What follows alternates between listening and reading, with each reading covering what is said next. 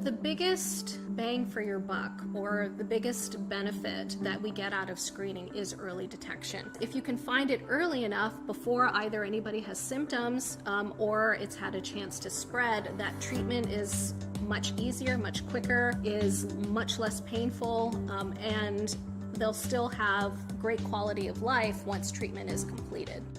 I do think it's important to have awareness of your own body when it comes to overall health in general, and then specifically with cancer screening. Patients who can actually stay on top of their own health, make sure they're aware of any changes in their own bodies, I think that goes a long way. For men, there's not really a whole lot that they need to do when they're young. So in your 20s, the one piece I would suggest that men do who are young is to make sure that you do a periodic self-testicular exam.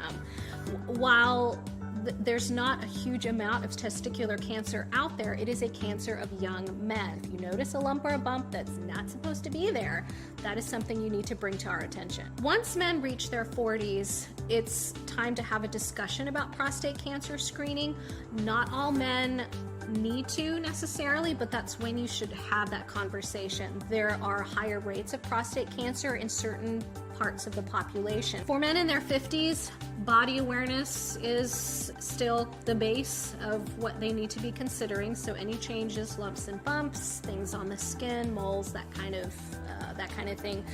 And prostate cancer screening then becomes maybe a bigger topic for the general male population to discuss with their provider. That's done at the most once a year for men in their 50s. Colon cancer screening then comes into play for men in their 50s. Screening colonoscopy is the gold standard. That's once every 10 years, as long as it's normal.